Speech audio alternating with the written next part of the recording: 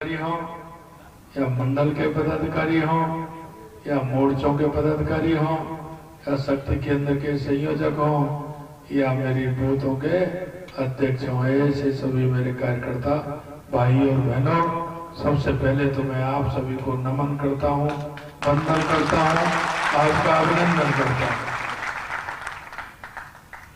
मित्रों, मुझे पता है, सबसे पहले तो मैं आपको बधाई देना चाहता हूं कि राजस्थान में आपने भारतीय जनता पार्टी की सरकार बहुत बड़े बहुमत के साथ बनाई। इसके लिए मैं आपको बहुत बहुत धन्यवाद और साधुवाद देना चाहता हूं। मैं आपसे यही कहना चाहता हूं कि ये प्रेस वाले हो गया काम आपका, क्योंकि संगठन की बैठक है, थोड़ा करिए। सभी पत्रकार बंधुओं से निवेदन करूंगा कि उनका फोटो सेशन हो गया है तो कृपया बाहर जलपान की व्यवस्था है, सभी पधारें और जलपान करें।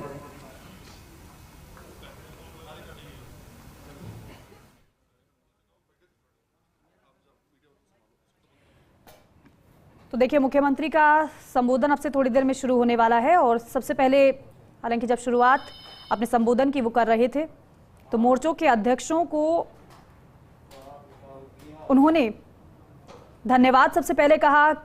वो इसलिए क्योंकि राजस्थान में बीजेपी की सरकार बनाने के लिए आप सभी का आभार, प्रचंड बहुमत से आपने सरकार बनाई है, आप सभी की मेहनत की वजह से ये संभव हो पाया है। आभार मुख्यमंत्री की तरफ से प्रकट किया गया है, सभी कार्यकर्ताओं का, सभी पदाधिकारियों का, मोर्चों के अध्यक्षों का। और अब से थोड़ी देर में मुख्यमंत्री इन्हें संबोधित भी करने वाले हैं। के लिए मुख्यमंत्री भजनलाल शर्मा कार्यकर्ताओं को संबोधित करें, आपको सुनवाते हैं। मैंने माइक लिया कि आगे लेट हो रहे हैं, आगे कार्यक्रम है और आपको पता है कि 2 दिन हमारे बीच में है, बाकी तो फिर चुनाव है। मैं सिर्फ आपसे इतना निवेदन करने के लिए आया, और वो भी इसलिए करने आया हूं कि आप सभी लोग जानते हैं और मुझे विश्वास है मेरे से ज्यादा जानते हैं। आपने एक नहीं कई चुनाव लड़ा दिए, आपने ऐतिहासिक जीत भी दर्ज कराई है, लेकिन मैं तो सिर्फ इतना करना चाहता हूं कि जब गाड़ी होती है और गाड़ी खड़ी रहती है या चलती है तो शीशा होता है ना, उस पर धूल मिट्टी आ जाती है तो हमको धुंधला दिखने लगता है। सिर्फ हम उसको एक बार शीशे को अगर पहुंच दें तो बिल्कुल वो साफ दिखाई देता है, साफ दिखाई देता है।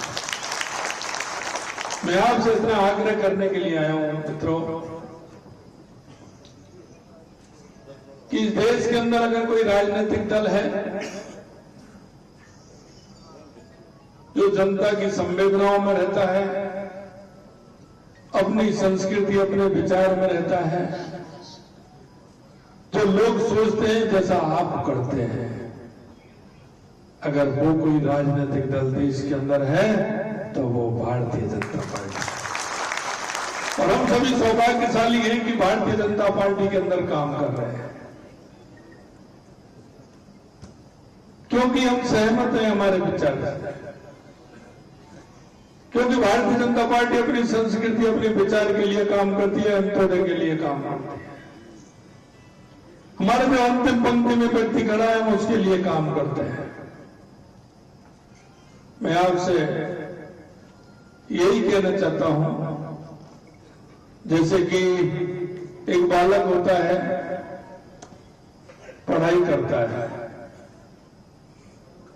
जुलाई में जब उसका स्कूल खुलता है तो बस स्कूल पढ़ने जाता है, आके फिर खेलने का काम रहता है। घर वाले भी ध्यान नहीं देते, जुलाई के कोई बात नहीं, स्कूल से आ गए, हाँ आ गए, बैठो बैठो खाना खाइए, बैठिए, सो जाइए, तो वो भी अपने आराम से। लेकिन जैसे जैसे उसको 1-2 महीने होते हैं, अगस्त का महीना आता है, फिर प्रथम टेस्ट जब उसका होता है और जब उसमें नंबर आते हैं तो घर वाले मार्कशीट देखते हैं तो वो चिंतित रहते हैं। अच्छे आते हैं तो शाबाशी देते हैं, लेकिन आते हैं तो माता बहनें भी चिंता करती हैं, अच्छा अभी खेलना कूदना बंद करो, पढ़ाई पर ध्यान दो। शाम को बैठाते हैं पढ़ा तो नहीं पढ़ी, आप 2 घंटे पढ़िए, उसके बाद आपको खाना मिलेगा, कहती है ना माता पिता। अब 2 घंटे पढ़िए, होमवर्क करिए, पूरा स्कूल का होमवर्क नहीं किया, फिर बताइए, चेक कराइए, कहते कि नहीं कहते?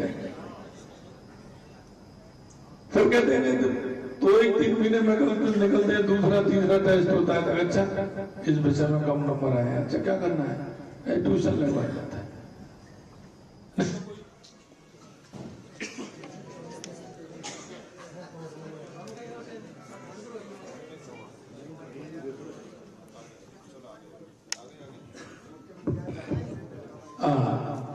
तो जब वो आते हैं तो कहते हैं ना, अच्छा थोड़ा कमजोरी है, तो उस कमजोरी को भी दूर करना पड़ता है।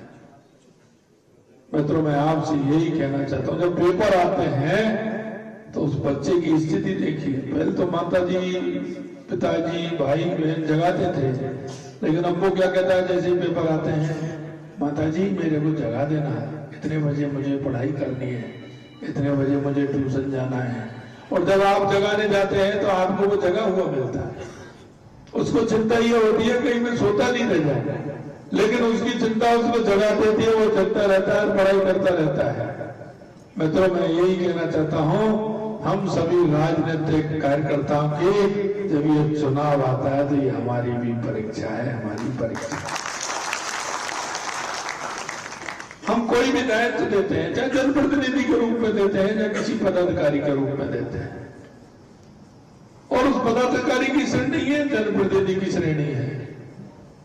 चाहे हम जिले का बनाए, मंडल का बनाए, शक्ति केंद्र का बनाए, बूथ का बनाए। आप मेरे को एक बात बताइए, जब आपको पार्षदों का टिकट देते हैं या पदाधिकारी बनाते हैं, तो एक वही व्यक्ति होता है कि और भी होते हैं?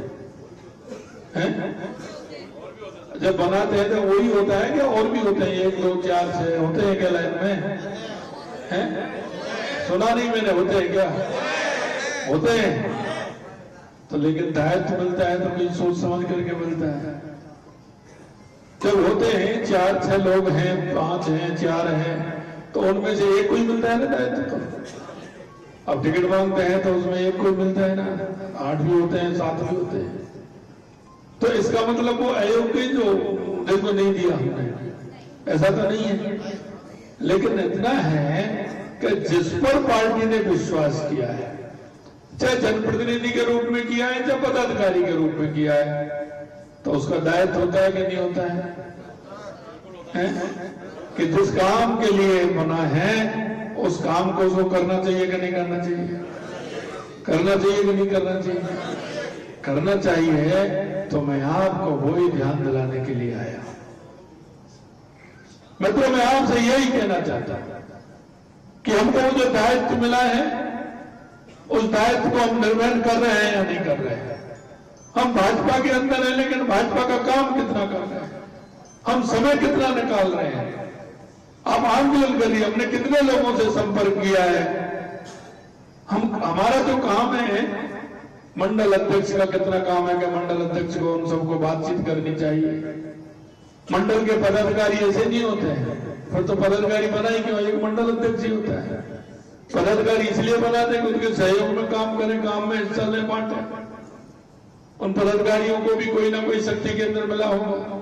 हमारे यहाँ काम का निर्धारण बहुत अच्छा है। ये दूसरे राजनीतिक दल में आपको ये निर्धारण नहीं मिलेगा। हम कहते हैं ना, चुनाव के दिन एक दिन पहले कहते हैं भैया सुबह 4:30 पौने 5 बजे जागरण होना चाहिए। जिला अध्यक्ष हमारे कहते हैं हम सभी मंडल अध्यक्षों को, जिले का अध्यक्ष प्रभारी वो बांट लेते हैं कि इन मंडलों को तो मुझे फोन करना है। मंडल अध्यक्ष कहते हैं कि मेरे को 3 महामंत्री होते हैं, महामंत्री और उपाध्यक्षों को फोन करना है। उपाध्यक्ष नीचे शक्ति केंद्र कितने हैं उनके बटे हुए होते हैं, शक्ति केंद्रों को तो मैं फोन करना है। शक्ति केंद्र में भी शक्ति केंद्र संयोजक और सह संयोजक होते हैं। बूथ में कितने हैं? 5 या 6, 7 इतने ही बूथ होते हैं ना एक शक्ति केंद्र, इतने ही होते हैं ना। लेकिन शक्ति केंद्र के संयोजक, सह संयोजक, कहीं 2 भी संयोजक हैं, उनको काम बांटते हैं कि आपको 2 बूथों पर बात करनी है, वो 2 बूथों पर बात करते हैं। अब जो 2 बूथों पर बात कर रहा है, बूथ वाला नीचे तक एजेंट से लेकर के उनको बात करता है पदाधिकारी है। पदाधिकारी हमारे बूथ की समिति को फोन करते हैं यानी कि हमारा जिले से एक फोन चलता है और 15 मिनट में हमारे बूथ के एजेंट और बूथ के हमारा जो अध्यक्ष है उसके बाद फोन पहुंच जाता है। अगर 4:45 बजे फोन किया है जिला अध्यक्ष जी ने तो 5 बजे तक हमारा सूचना की प्रक्रिया पूरी हो जाती है। 15 मिनट में नीचे तक हमारे तंत्र पर सूचना हो जाती है। ये तंत्र सिर्फ भाजपा के पास है और किसी के पास नहीं। और इसलिए मैं कहना चाहता हूं कि ये हमारी राजनीतिक कार्यकर्ता होने के नाते हमारी जो परीक्षा होती है वो हमारी चुनाव होता है। चुनाव में कार्यकर्ता की परीक्षा हर राजनीतिक कार्यकर्ता की परीक्षा होती है। और मंडल अध्यक्ष की ड्यूटी क्या है? जिला अध्यक्ष की जिला जीते। मंडल अध्यक्ष की ड्यूटी क्या है कि मंडल अपने मंडल में से जीत के जाए। शक्ति केंद्र की ड्यूटी क्या है कि शक्ति केंद्र में जीते। बूथ की ड्यूटी क्या है कि हम बूथ में जीते। यही होता है ना। अब हमको हमारा काम बांटना है। हमारा कौन से काम बांटते हैं? हमारे कौन से महिला, युवा, SC, ST, OBC, किसान, सबका हमारा काम अलग अलग है। हम उसमें काम देखते हैं। मैं आपसे इतना ही कहना चाहता हूं कि अगर हम दिल्ली में जीतते हैं और अपने बूथ से हारते हैं तो 4 जून का जब होली और दिवाली एक साथ मनेगी उसमें हमारा योगदान क्या रहेगा? वहां की जीत पर हम खुशी मना रहे लेकिन अपने बूथ की खुशी क्या है? ये मन को कचोटेगी कि नहीं कचोटेगी कि मेरी बूथ पर तो मैं जीता नहीं लेकिन वहां जीत गए, तो मन में आपके में आएगा कि नहीं आएगा कि मेरा भी योगदान है। मैं थोड़ी मेहनत करता, थोड़ी सी मेहनत करता तो मेरी बूथ पर भी जीता। मैं आज 1 फुट उछला हूं, अगर मेरी बूथ पर जीते तो मैं 2 फुट उछल करके जयकारे देने वाला। हमारा काम है। मैं आपको एक ही विश्वास दिला सकता हूं, 2014 के बाद देश के यशस्वी नरेंद्र मोदी जी ने राजनीतिक दलों को, राजनेताओं को बदलने के लिए मजबूर कर दिया है। तो जिस तरह की देश के अंदर राजनीति होती थी, भ्रष्टाचार, तुष्टीकरण, आपने देखे हैं, झूठ और लूट की राजनीति होती थी, अब वो सोचने को मजबूर हो गए हैं। क्योंकि आपने देखा है, हमने 2014 में जो घोषणा पत्र हमने जो दिया था उसको हमने पूरा करने का काम किया। 2019 में दिया, उसे हमने पूरा करने का काम किया। और मैं आपको बताना चाहता हूं, राजस्थान के अंदर विधानसभा में जो संकल्प पत्र दिया था, हमारे 90 दिन की सरकार ने 45% उस संकल्प पत्र को किया। मेरे को आज तक कोई भी बता कि 45% किसी ने भी संकल्प पत्र को 90 दिन के अंदर पूरा किया हो, कोई भी उठा लीजिए अपना। लेकिन मैं आपको कहना चाहता हूं, मैंने मेरे विधायकों को 1 महीने बाद तो 5-5 करोड़ रुपए सड़क के लिए और 3-3 करोड़ रुपए अस्पताल, स्कूल या कोई भी बिल्डिंग बनवाने के लिए मैंने 1 महीने बाद सबको दे दिया कि आप अपने अपने क्षेत्र में जहां किसी तरह की परेशानी है उसका समाधान करते हुए ये 5 करोड़ रुपए रोडों के लिए हैं और 3 करोड़ रुपए आपके अस्पताल, पशु औषधालय, जो भी आपका होगा, विद्यालय में कहीं कमी है उसके लिए, या सामुदायिक भवन है, 3 करोड़ रुपए मैंने उसके लिए भी दिए। और यही नहीं, मैंने कहा कि जल्दी जल्दी आप प्रपोजल दे दोगे, मेरे यहाँ भिजवा दोगे, तुरंत स्वीकृति नहीं करवा के काम चालू करा दूंगा। आपने देखा है, हमने जो वायदे किए एक एक करके हमने उन वायदों को भी पूरा किया है। चाहे वो हमारी किसान सम्मान निधि हो, चाहे हमारे गेहूं की MSP बढ़ाना हो, चाहे हमारे जो जनप्रतिनिधि थे, जनप्रतिनिधि उनका भत्ता बढ़ाना हो, पंचायत के हो, निकाय के हो, उनका भी भत्ता बढ़ाने का काम किया है, चाहे सामाजिक सुरक्षा पेंशन हो, और चाहे आपने देखा होगा कांग्रेस के समय में नकल की क्या स्थिति हो रही थी। हमने कहा था कि SIT गठित करेंगे, इन सबको बंद करेंगे, जिन्होंने गलत काम किया है 97 बंद हो गए हैं। 1-2 दिन में सैका पूरा हो जाएगा, 1-2 दिन में सैका पूरा हो जाएगा। और अभी सैका पूरा हो जाएगा, ये तो वो है जो जिन्होंने नकल की, खरीदा पेपर, कहां से ले आए कहां से ले गए, अभी शोरूम वाले बाकी है। मैं आपको विश्वास दिलाना चाहता हूं कि आपके मन में जो बात है, जो आप अभी कह रहे हैं, आप निश्चिंत रहिए, किसी को भी नहीं छोड़ा जाएगा, किसी को भी नहीं छोड़ा जाएगा। मैं सुनता था आज अजमेर में आ गए, कोई किशनगढ़ में आ गया, कोई कहीं आ गया, गैंगस्टर आते थे, हमारे व्यापारियों को धमकाते थे, ये ऐसे कर जाओ नहीं तो ऐसा हो जाएगा। हमने कहा या तो वो राजस्थान में आएगा नहीं, हम जो एंटी गैंगस्टर फोर्स हमने बना दी, या तो आएगा नहीं, आएगा तो वापस जाएगा। ऐसा थोड़ी था, राज ऐसे थोड़ी चलता है, संविधान से चलता है। और आप सही मानिए संविधान से चलेगा। कितना भी बड़ा व्यक्ति हो, अगर गलत काम करेगा तो किसी कीमत पर नहीं छोड़ा जाएगा। कि आप अपने मन विचार, हमारे बुजुर्गों की सामाजिक सुरक्षा पेंशन, अरे भाई बुजुर्ग हैं, हमारी माता बहनों को पता है, हमारी बुजुर्ग दादी है, ताई है, जब कोई बहन बेटी आती है ना तो उसको कुछ देना तो पड़ता ही भाई, रीति रिवाज देना पड़ता है कि नहीं देना पड़ता है। वो जाती है तो अब वो माता बहन के, हमारी दादी ताई किस पर मांगे पैसा, उसको पेंशन मिलती है ना, उसमें से निकालती है वो। तो हमने कहा कम है, इसको और बढ़ाइए। हमने 1500 रुपए की कहा है, लेकिन पहले उसमें हमने 150 रुपए बढ़ा करके 1000 से 150 रुपए तो हमने कर दिया है। हमने कहा डीजल पेट्रोल का पैसा कम करेंगे। कांग्रेस वाले हमने 2 महीने हो गए, उन्होंने कहा क्यों कम नहीं कर रहे, मुख्यमंत्री तो दिल्ली जा रहा है। अरे भैया तुम्हारे पास क्या है, दिल्ली आ रहा है, जा रहा है तो लेकर के आ रहा है, तुम्हें क्या दिक्कत आ रही है। अरे तुम तो वहीं पड़े रहे, होटल में पड़े रहे, तुम तो फोकट में जाते थे। अरे मैं जाता हूं तो कुछ ना कुछ लेकर के आता हूं, तुम क्यों चिंता कर रहे हो।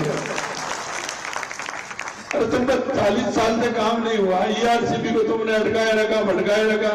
हमने 1.5 महीने में समझौता कर लिया, 3 करोड़ लोगों को पीने को पानी मिलेगा, 21 जिलों को पानी मिलेगा, 2 लाख 80,000 हेक्टेयर सिंचाई के लिए पानी मिलेगा।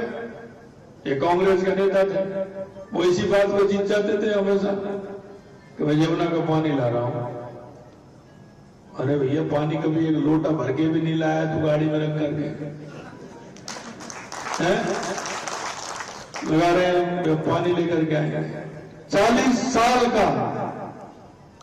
साल से मांगती यमुना जल की हमारे शेखावाटी को हमने 1.5 महीने के अंदर हरियाणा से भी समझौता किया, मध्य प्रदेश से भी समझौता किया, और देश के जो प्रधानमंत्री नरेंद्र मोदी जी ने पैसा लूट दिया और हमने उसको समझौता कर लिया। यही नहीं डीजल की कहते थे, हमने कहा डीजल में पैसा तो हम कम कर दें, लेकिन राजस्थान में असंतुलन है बहुत ज्यादा। वो कैसे 5 रुपए का अंतर है, गंगानगर में सबसे महंगा, बीकानेर में उससे थोड़ा कम, जोधपुर में उससे थोड़ा कम, उदयपुर में उससे थोड़ा कम, अजमेर में उससे थोड़ा कम। मतलब ये क्या है। हमने कहा ऐसे नहीं चलेगा भैया। हमने हरदीप जी को पत्र लिखा, हरदीप जी की साहब तो ऐसा है कंपनियों का किसी का हो गया, हम नहीं मानेंगे इसको, राजस्थान में ऐसा नहीं चलेगा। हमने प्रधानमंत्री जी से निवेदन किया, प्रधानमंत्री जी ने हरदीप पुरी जी को कहा कि भैया ये राजस्थान के मुख्यमंत्री कह रहे हैं, इनकी बात सुनो, ये करना ही है। और उन्होंने कर दिया 2400 करोड़ रुपए का घाटा। मैंने के घाटा है तो घाटा करेंगे, क्या दिक्कत आ रही है। आपको ध्यान होगा 3.5 रुपए से लेकर के 7.5 रुपए तक पेट्रोल हमने सस्ता किया है, और 3.5 रुपए से लेकर के 6.5 रुपए तक हमने डीजल सस्ता किया है। वो हमारे राजस्थान के भाइयों को उसका फायदा पूरा का पूरा फायदा हमको मिला है। मैं आपसे यही कहना चाहता हूं, आप छाती ठोक करके कहिए, जनता के बीच में जाकर के कहिए, केंद्र की सरकार हमारी कर रही है, राजस्थान की सरकार 90 दिन के अंदर आपके बीच में किया है। क्यों नहीं कह सकते हम जनता के बीच में जाएं, सारे विषय रखें, सारी बातें रखें। और मैं आपको एक भी विश्वास और दिलाना चाहता हूं भाइयों कि आप सभी हमारे कार्यकर्ता, भारतीय जनता पार्टी के कार्यकर्ता हमारा जनता के बीच में जाता है।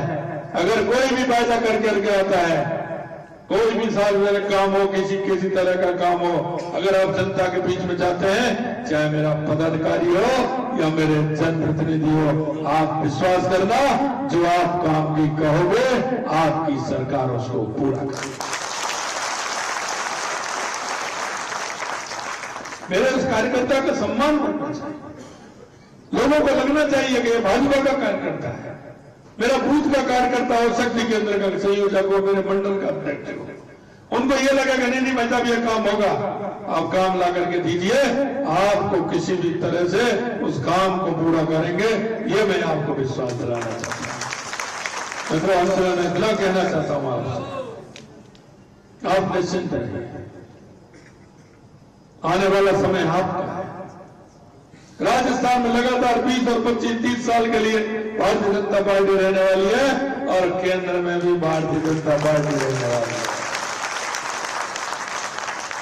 लेकिन हमें जनता के विश्वास को जीतना है, जनता के विश्वास को जीतना है। हमें जनता में हमारी भागीदारी सुनिश्चित करनी है। हम और राजनीतिक दलों की तरह नहीं है कि जब के जाए वो 75 साल से नारा लगा रहे हैं गरीबी हटाएंगे, गरीबी हटाएंगे। अरे क्या हटाओगे, दूर गरीबी हटाओगे। मोदी जी ने आके शौचालय बनवाया, सिलेंडर दिया, बिजली दी, पानी दिया, मकान दिया। अरे भाई तुम बता दो तुमने क्या दिया, कुछ दिया है क्या? सिर्फ गरीबी हटाओ, सिर्फ आपका नारा स्टार्ट होता है, सब देते चले आ रहे हैं, आप वो नहीं आ रहे, वो भी दे रहे हैं, गरीबी हटा रहे हैं। काहे की गरीबी हटा रहे हैं?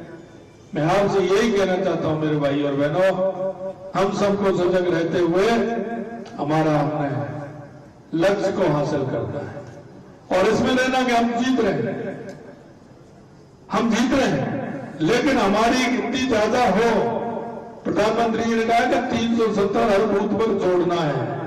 एक भी बूथ हमारा ऐसा नहीं हो जिस पे हमारा कमल का फूल नहीं खिले। सभी जगह कमल का फूल खिले और हम पूरी ताकत के साथ हमारे मंडल को भी जिताएं, हमारे बूथ को भी जिताएं, हमारे शक्ति केंद्र को भी जिताएं और हमारे जिले को भी जिताएं। इसमें मैं एक बात और कहना चाहता हूं आपसे। मैं वहां गया था, उन्होंने बालात्रा वालों ने, कल राजसमंद वालों ने रखा, वो हम कह नहीं सकते लेकिन वो रखेंगे, हम चिंता मत करिए। हमने कहा कि 5 बूथ ऐसे है जो मंडल में रख रहे हैं, विधानसभा नहीं, मंडल में 5 बूथ ऐसे हैं जो मंडल में सबसे टॉप रहेंगे, सबसे टॉप रहेंगे। वो बोले सब 5 नहीं 10 करिए। अब आपको छांटने में दिक्कत आ जाएगी, 10 टॉप आ जाएंगे तो फिर दिक्कत क्यों आ जाएगी? 10 को बराबर इनाम देंगे ना, कहां दिक्कत आ रही है? तो उन्होंने निर्धारण किया, तो आप भी निर्धारण कर सकते हैं, आप भी निर्धारण कर सकते हैं और चुनाव के बाद उन सबको बुलाया जाएगा। बुलाया तो सभी को जाएगा, सभी को बुलाया जाएगा। और मैंने कहा है कि आप चिंता मत करिए, आज तो मैं कुछ नहीं कह सकता, लेकिन उस दिन में कहने की स्थिति में रहूंगा। तो मैं आपसे यही कहना चाहता हूं मित्रों कि ये चुनाव हमारी परीक्षा होती है, पूरी तरह से जनता के बीच में जाएं, समझाएं। हमारे पास 3 दिन का समय है। आपके मोबाइल में किसी के में 500, किसी के में 600, किसी के में 700, किसी में 1000 भी नंबर है। कभी कभी हम, हमारे भाई दूर रहता है, उससे नहीं कह पाते, रिश्तेदार रहता है, आपने वो कहेगा हम कहां दिया है वोट दिया, कहां दिया है, तो आपने वहां नहीं दिया, आपने कहा ही नहीं, आपने कहा ही नहीं। मैं आपसे कहना चाहता हूं, आज भी स्थिति यह है कि आपने कहा कि हमसे पड़ोसी से कब की नमस्कार हुई है आपकी। मैं आपको कहना चाहता हूं पड़ोसी के पास भी जाइए, भैया कल वोट है, आप तैयार रहिए, आपको वोट डालने जाना है। उधर से श्रीमती जी निकल के आएंगे, अंदर से जब बात करेंगे उनसे भी कहो भाभी जी नमस्ते, नमस्ते वोट। देंगे। आप तो अपने भाई साहब से कह के चले गए, हमसे तो कहा ही नहीं आप। भाई साहब से कह दिया, वोट तो अलग है, तो भाभी जी को भी कहना है, और चाय पिलाने वाली भाभी जी है बाद में, आपको ये ध्यान कर लेना। हाँ, ये भी ध्यान करना है, और ये भी ध्यान करना है आपको, घर में भी जाके कहना है, माता जी को भी कहना है, पिताजी को भी कहना है, बच्चों को भी कहना है, और पत्नी को 3 बार कहना है। और आपसे भी कह रहा हूं बहन जी,